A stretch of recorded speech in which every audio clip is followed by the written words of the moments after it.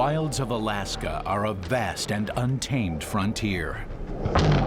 Alaska is paradise. It's spectacular, but it can also be your worst nightmare. Amid the rugged wilderness, people vanish at an eerily high rate. One of the most dangerous elements in Alaska is the human element. Shut it! In a sleepy suburb just outside Fairbanks, innocent young girls are being snatched from the streets.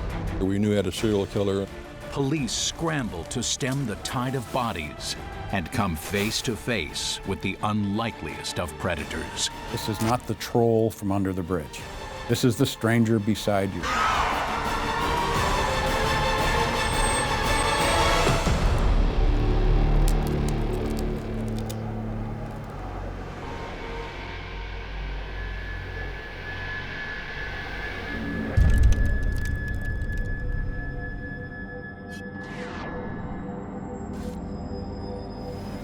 Just south of the Arctic Circle lies North Pole, Alaska, a tiny town filled with as much magic as mystery. The North Pole is a small community, probably 2,500 people, and probably one of the last places on Earth where you'd ever expect anything bad to happen. It's best known as the place to see Santa and his sleigh take to the skies. But its heavens are also home to the most spectacular natural phenomena known to man: the Northern Lights. Despite all scientific explanation, many native Alaskans believe the lights symbolize something beyond the earthly realm.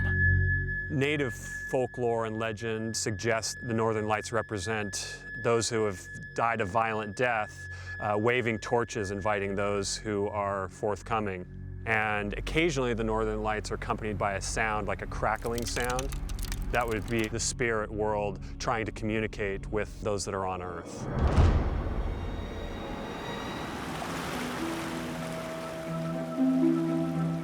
But in the summer of 1980, even these heavenly spirits can do little to protect the people of North Pole from an evil not even the bright lights of the aurora borealis can reveal.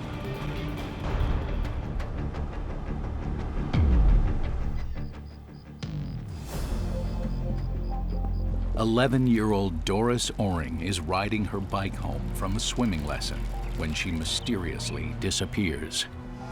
She was a typical kid, full of life, full of energy, full of love. She played the trumpet, she sang. We had a song that we sang together called Harmony, and we didn't sing it in harmony, but boy did we have fun singing it at the top of our lungs. At first, police wonder if the little girl might have run away. We got phone calls asking if she was at our house, but I was asked where she was, if I had seen her, because she had just recently spent the night.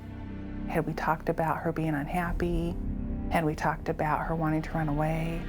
You know, all of those types of things. Why? Because she was gone, I didn't register it. The girl's family and authorities are alarmed. Alaska is a very dangerous place for a child alone. There are many things that can kill you in Alaska. The weather can kill you. The wildlife is dangerous and has killed many people. You always have to have a heightened sense of awareness in Alaska. You have to be in tune with everything around you.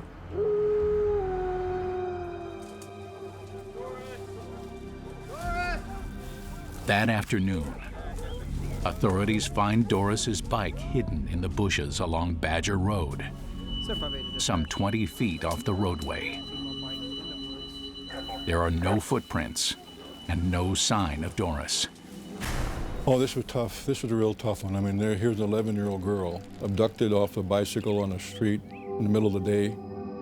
Rewards went up. We had posters had pictures of Doris all over town, rewards for her return.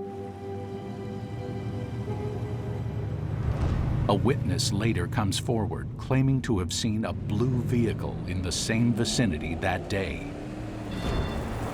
Sees a vehicle come shooting out of a dirt road right behind where the bicycle was found, a little dirt trail, blasting out on the highway, and the guy was grappling with something in the seat. The witness works with a police artist to draw a composite sketch of the suspect. It's distributed to police agencies and news media. Despite massive ground and aerial searches, there's no trace of Doris. And the sketch of her suspected kidnapper generates no leads. Well, her dad had a business downtown. Once he heard that she was abducted and missing, he just left his business and went home. And as far as I could tell, he never went back. And he spent most of his time staring out the window. I think he had a feeling that she would come back someday.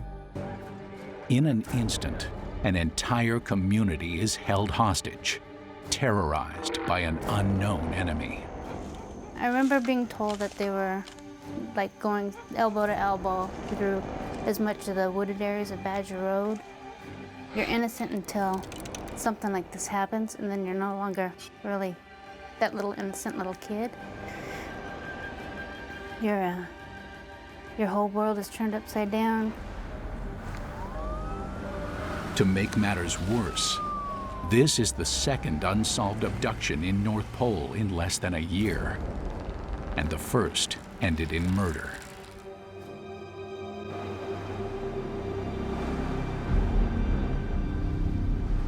Eight months earlier, a young boy hunting along a creek made the gruesome find: the decomposing body of a young woman. She was laying on her back, fully clothed. She'd been shot in the head. Investigators determined the victim had been strangled.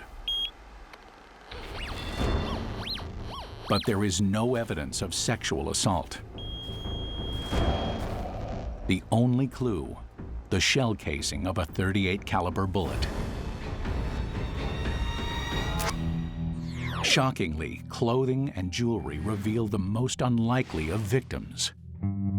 The young woman is identified as 19-year-old Glinda Soderman, the daughter of an Alaska state trooper. She just had been married, just gotten married, and had a baby. I believe she was just as full of life as anybody could ever be. Glinda's husband, a military man, had reported her missing more than a month earlier.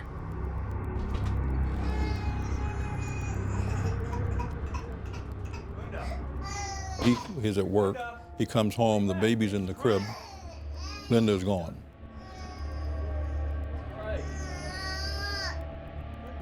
The first thought was that she had just decided to give up the marriage because of a fresh new marriage. Authorities quickly hone in on Glinda's husband as the most likely killer. Do you know why you're here? Yeah. He was a natural suspect, being the husband. We all learned that from basic 101 and homicide investigation. Do you know where your wife is? I always believed that he did it. I think he was getting to where he couldn't control her like he thought he was going to control her. But Glinda's husband denies any involvement and agrees to take a polygraph. When he fails the test, police are even more suspicious. But they have no solid evidence to tie him to the crime. Her father is heartbroken when his colleagues must release him. I had to be careful what I said and the way I'd done, because I'd be interfering with the process of investigation. And I saw him in the office every day. And at some point, he stopped asking me, where are you at with my daughter's homicide? But he would look at me, and I would know what his question was. Now, troopers are scrambling to find answers for another father, this one missing his 11-year-old daughter. Police have no idea what's going on in North Pole, only that they're powerless to stop it. We just figured that there could be another one real soon.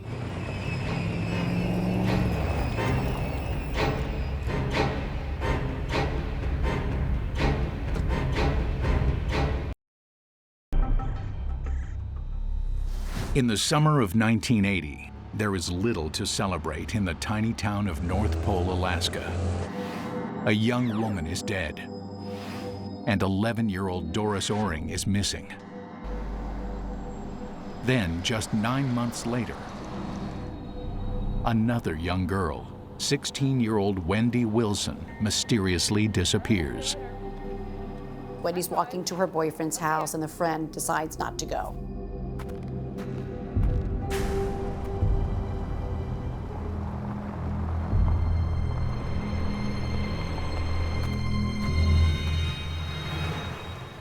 The last thing her friend saw was Wendy talking to a man in a truck, and that was the last time that she was seen.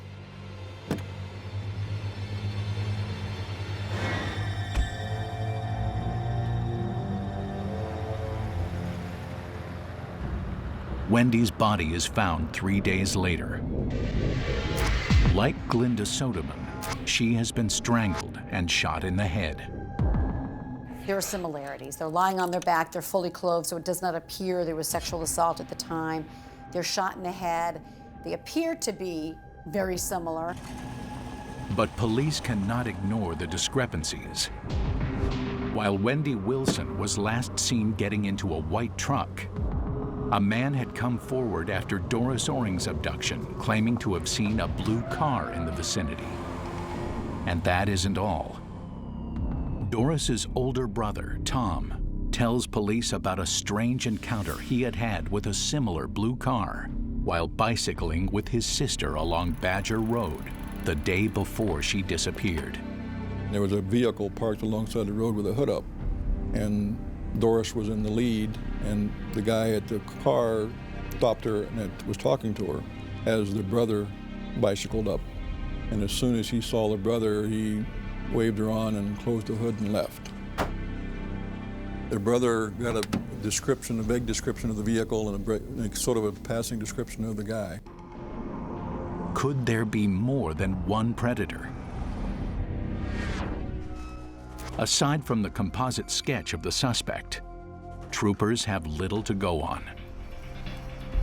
An initial suspect list includes all males living in the Fairbanks area.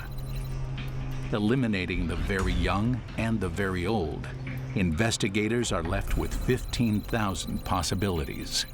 It had to be mind-boggling. Where do you even start? 15,000 people in this small area. It had to be like almost every other person that could have been a suspect.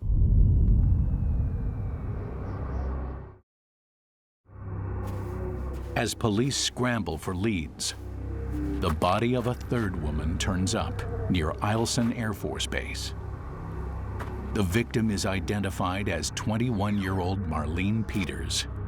Her father is stricken with cancer. He's been having health issues. She lives in Fairbanks, has no other way to get to Anchorage. So the last time she's seen is in Fairbanks, preparing to hitch a ride to get to Anchorage.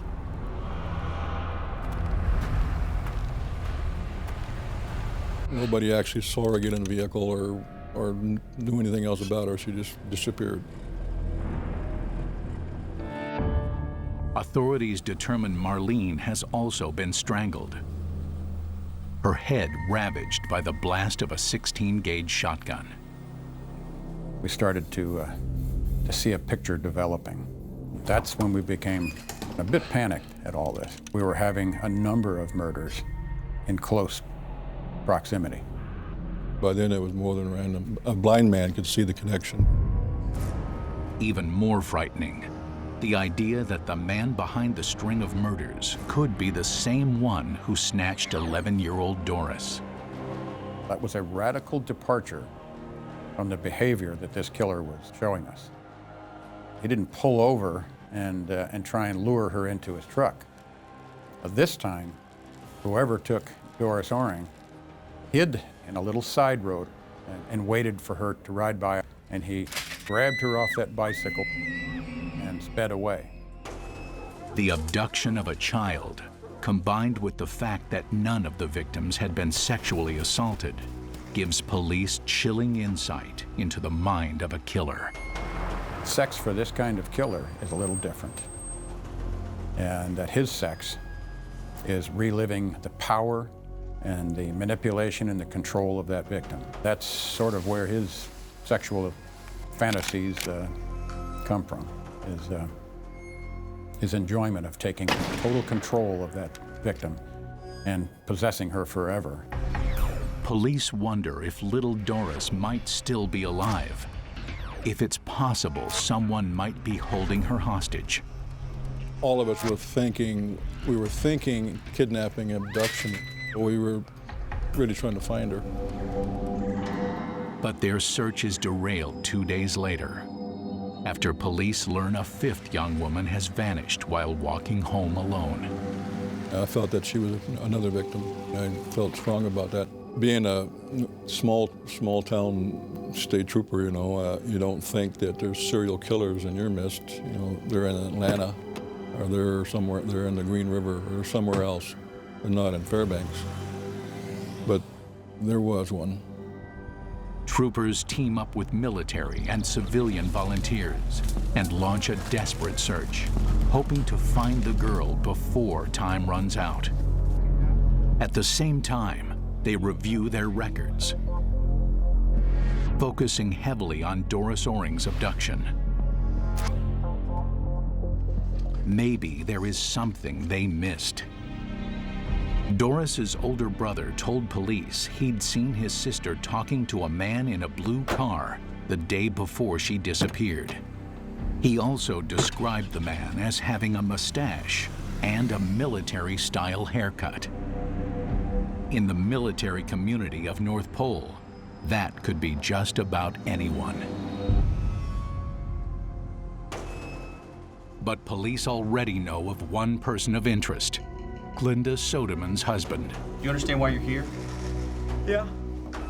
The military man had long been suspected in the death of the Alaska State Trooper's daughter, and he'd failed one polygraph. One of the guys come in and said, "Hey, Troop, you think you know who done it?" I said, "I'm not for sure." "Well, just tell us who you think you're not sure of, and we'll make it sure. We'll find out who did it." No, you can't do that. And I knew exactly what they were talking about.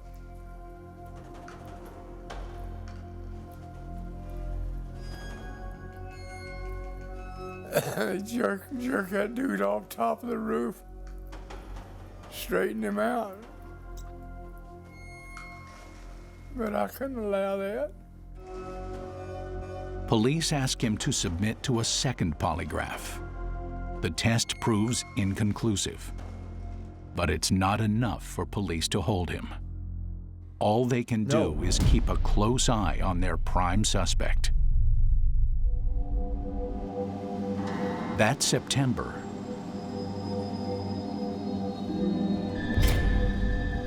Oh my God, what? About 100 yards out. soldiers hunting rabbits stumble upon the remains of the fifth victim, not far from where the others had been found. She too had been strangled and shot in the head. Troopers at this point had to be thinking, okay, now what are we dealing with? How many more women are we going to find? Meanwhile, those living in a place known for the magic of Christmas are thinking cops will need a miracle of their own to stop this madman. The public was very frightened.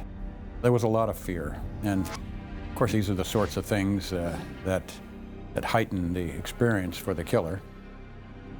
He loves that. And he loves having control not only of the victims, total control, but he now has control over the population, at large.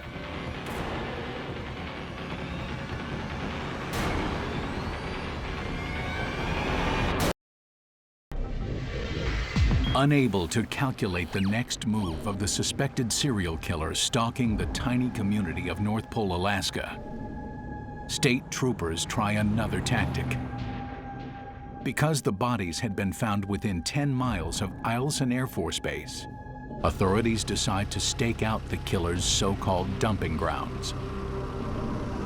We would spend hours and nights out there waiting to see, looking at any vehicles that came through.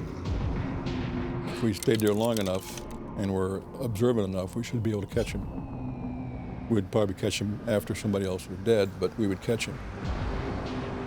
They believe the suspect may be driving 2 vehicles in an effort to stay under the radar. But they never spot the mysterious blue car or the white truck. They're further frustrated by the overwhelming number of leads. Back then, words like upload, download, database were foreign words to us. You can't just hit enter and or highlight something or click on a few things back then. There's nothing to click on. It's memory from each of the investigators. But memory alone won't cut it. Trooper Sam Bernard flies to Georgia to study police procedure in the massive manhunt and capture of the killer of more than 24 black youths, what would eventually become known as the Atlanta child murders. He comes home armed with a new computerized method of collecting leads. We had to make a computer. In Anchorage, they built one. The thing was about as big as this room. We had to hire a bunch of data input ladies that sit and typed all day long and put that stuff in. It was daunting, but you're in the middle of battle, basically, and there's no looking back. If you run out of things to do, go back and do what you did before, take another look at it. Redo everything. You'll uncover leads that you didn't have before. You'll get a better picture, perhaps. But we were inundated. The new technology allows local, state, and military agencies to share their information. Ultimately, an area-wide homicide task force is formed. But greater manpower makes no difference. We weren't getting anywhere. Psychics were coming out of the woodwork. We had a psychic tell us, I think that you're going to find her body somewhere where there's trees and water. Well, that's all of Alaska. Stonewalled and desperate to find out what happened to 11-year-old Doris Oring, investigators turned to the Federal Bureau of Investigation for help.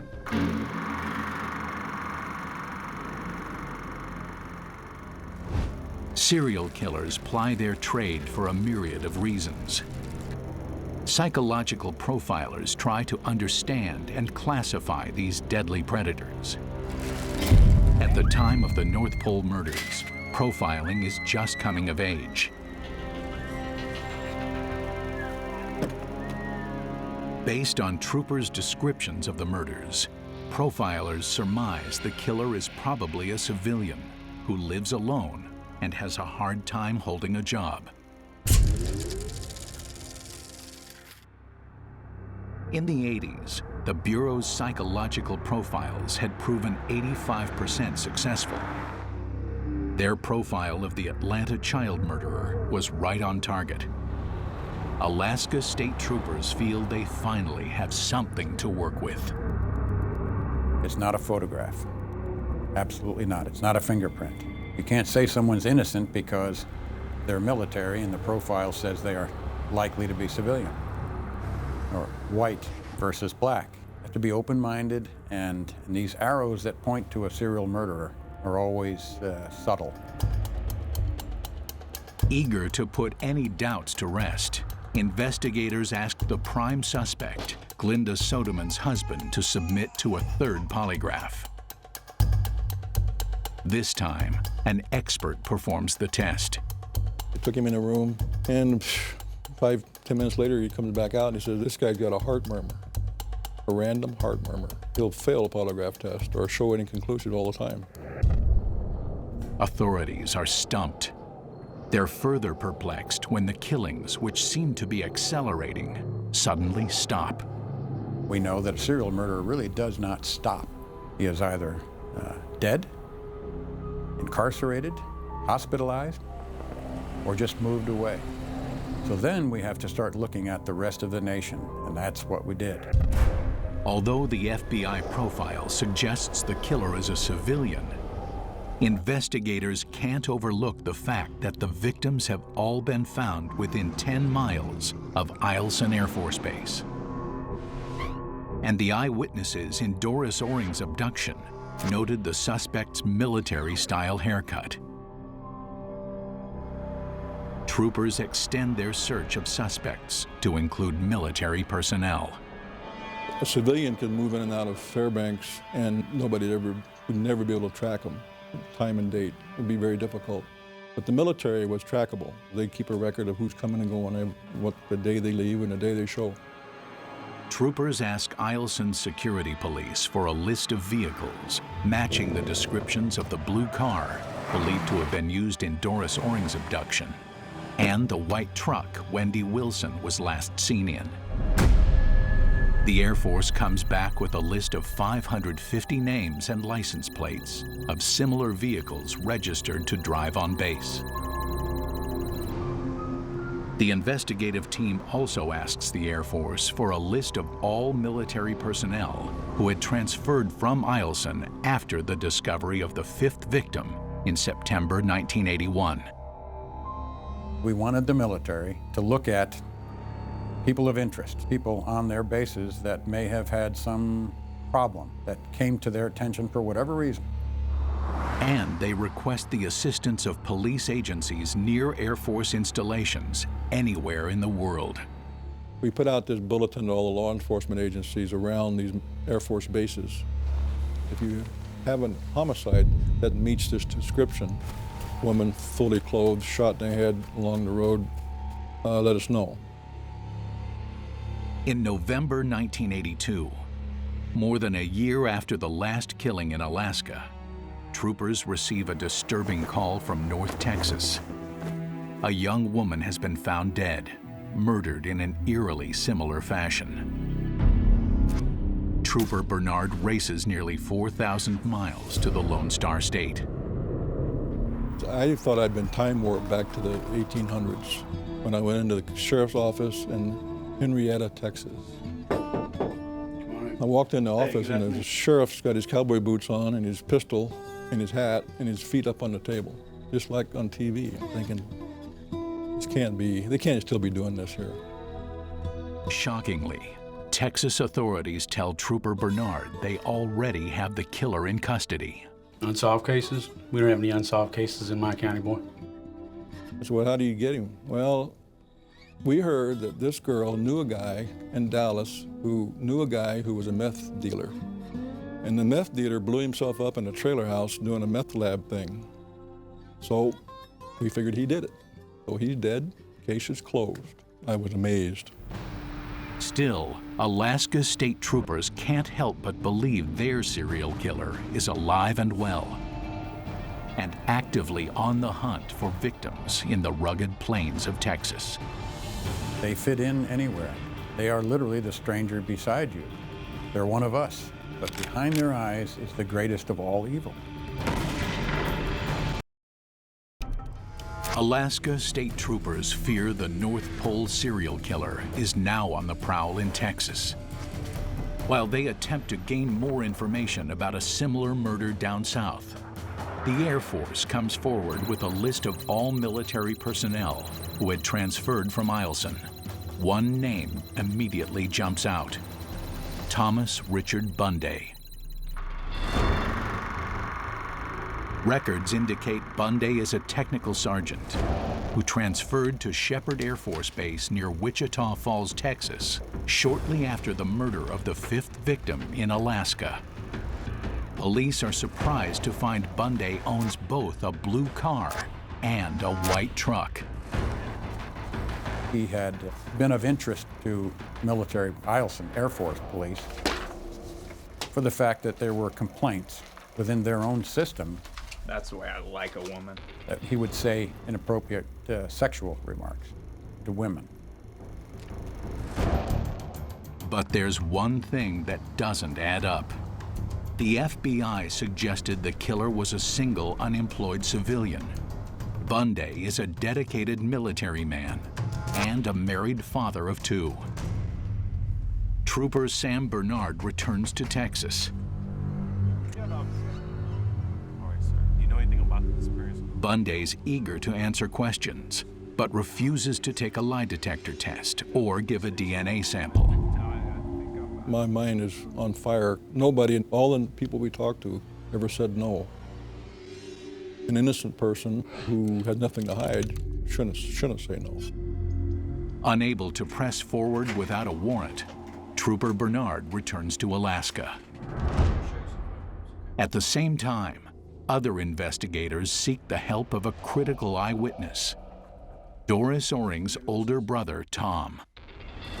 He had seen his sister talking to a man in a blue car the day before she disappeared, a man he described as having a military-style haircut. Tom is shown a photographic lineup that includes Richard Bundy. He immediately picks him out. He also recognizes Bundy's blue car.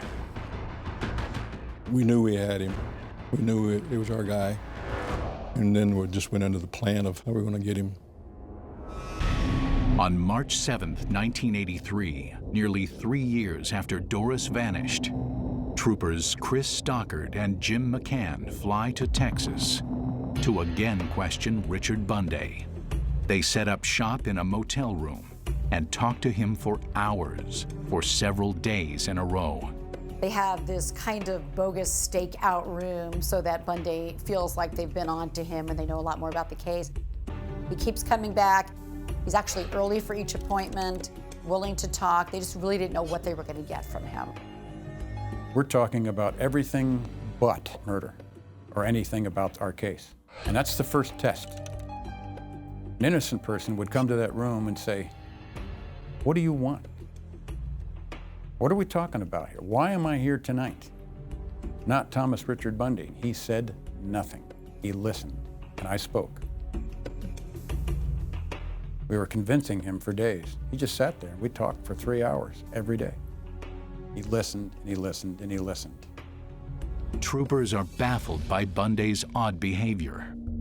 He won't deny the crimes, but he refuses to confess. Troopers know if he's playing a game, they will have to outwit him to win. Each time they meet, authorities record their conversations. Because of the poor technology we had at the time, we were cut off at about 3 hours. We had to cut him loose every time we talked to him, after about 3 hours. He'd go away. My partner and I would look at each other and say, "Yeah, he did it. Yeah, he's our killer. Now it's up to us to get him to confess to that." After a week of interrogation, Bundy again shows up at the motel. "Rich, good to see you. Come on in." I opened the door, and he wouldn't look me in the eye. Now, of course, going through my mind and Chris's mind every night is that we're unarmed, and that this guy, now that he knows we're onto him, he could do something funny. And he started to reach for his pocket. "Come on in, Rich, let's talk."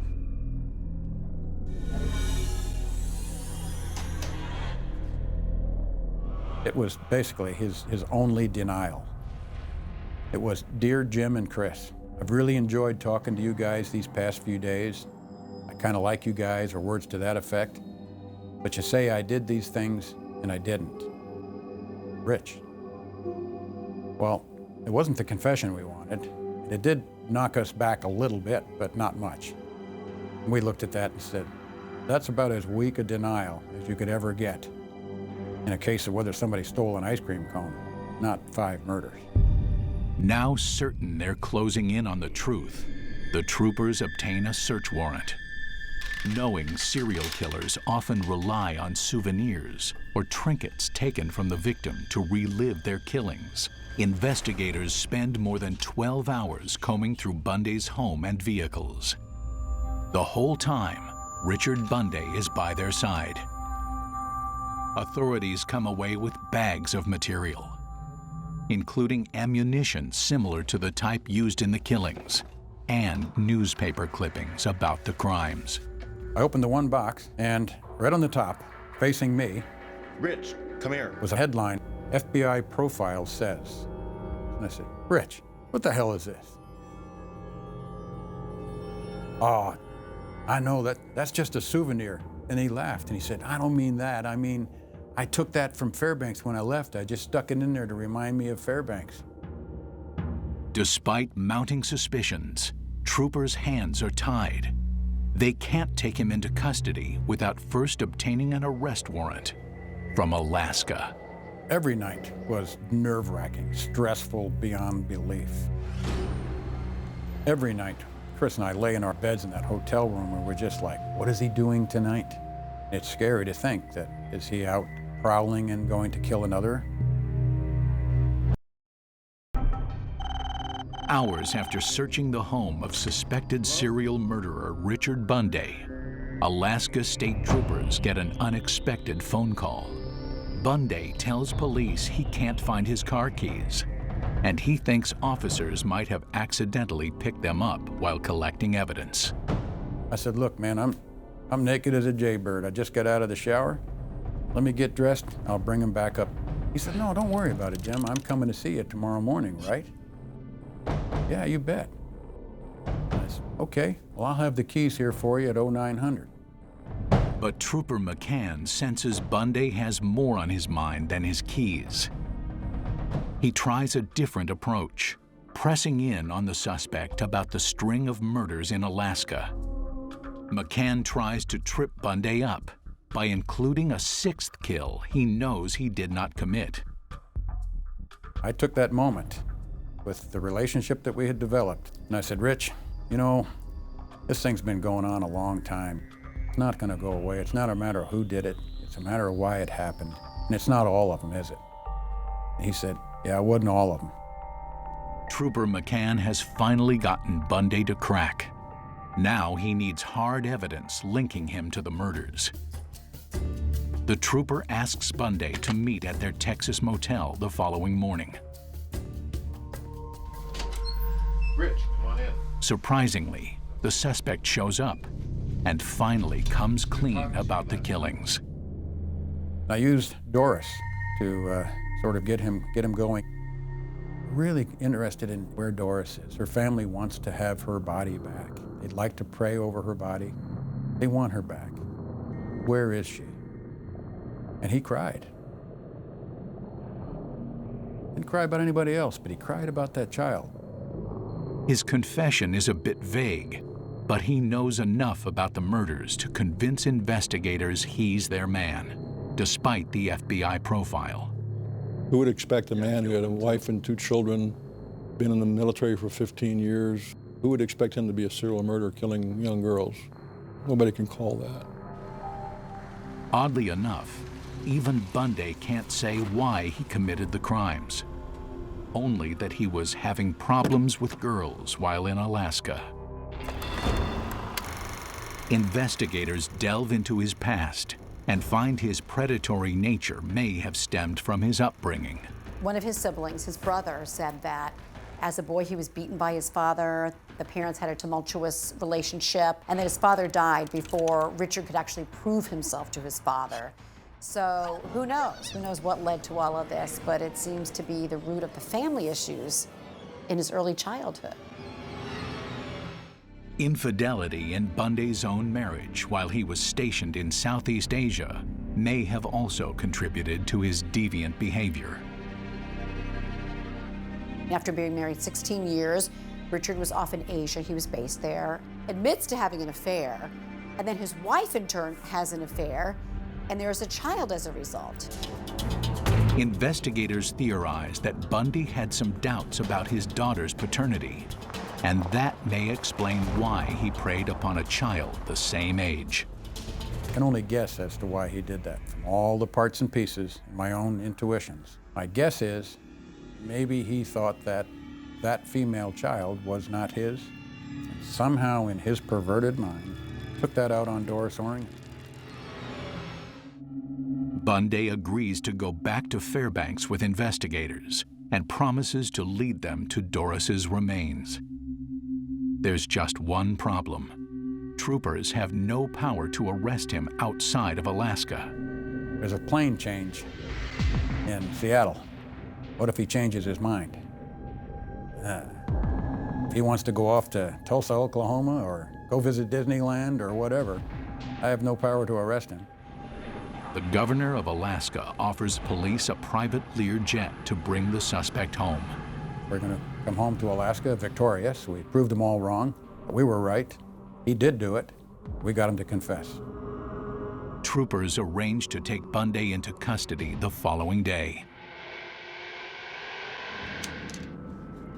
But the next morning, he fails to show up as promised. It's the first time he's let investigators down. The day was ominous. There was tornado watches, storms. At 11 o'clock in the morning, it turned black. Lightning, wind, and then silence. It was eerie, and Chris and I didn't even really talk. We were scared to death that he's out killing. The troopers contact police conducting surveillance at Bundy's home, only to find he's apparently slipped past surveillance on his motorcycle. The hours went by, and at about 1:45 that afternoon, just pacing about, and the phone rang, finally. Broke the silence of the day. The both of us kind of looked at that phone, and it just rang. And I finally went over and picked up the phone. McCann's not prepared for what he's about to hear. Chris looked and he said, "What?" I said, "He's dead. He's dead." Troopers learned Bundy first dropped his taxes off at an H&R Block accounting office, then rode some 40 miles north of town before turning around. He then floored his motorcycle, driving over 100 miles per hour. Suddenly, he crossed the center line and slammed into a truck. He ended it all that day. The truck driver said, "I tried to get away from that guy. I saw him coming over in my lane. I got down off the shoulder, but he hit me right smack dab in the front wheel and the engine, and it just blew him up." He got what he deserved. I mean, a killer like that needs to be killed. But it'd been nice if he was to give us a little more information. Hours after Bundy's death, investigators question his wife. They are stunned by her odd admissions. She did say that he had shared with her the search warrant that we left behind. She read all the affidavits. She knew all of the things we suspected of what her husband had done. And she said, "I didn't say anything to him until that night we were in bed." I asked him if he did it. And? He said no. "Did you do it?" "No."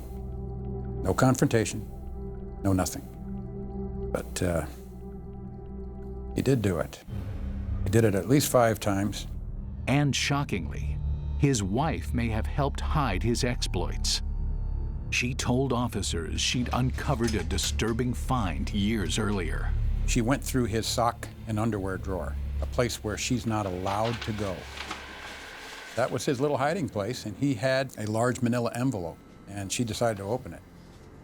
Inside, all she could describe was that they were photographs, basically surveillance photographs, all of girls.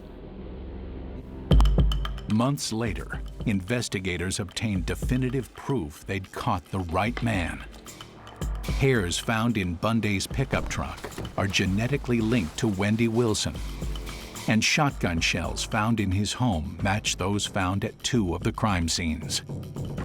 In August 1986, 3 years after Bundy's death, and just months after Doris Oring would have graduated high school, her skull is found in a remote section of Eielson Air Force Base. For me, it was like reopening the wounds.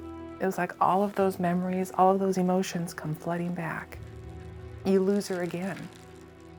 How many times do you have to lose someone before they're truly gone? I blame myself a lot of years for her being taken because of the fact that I wasn't home that day after swimming class. That maybe if I were home, it would have deterred her for a few minutes and he wouldn't have had his chance to take her.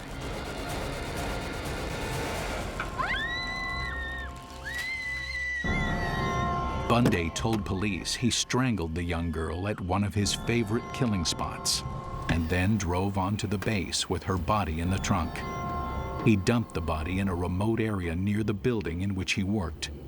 It was later learned that his job with the Air Force allowed him to set up cameras from which he could view his dump site and relive his sadistic behavior.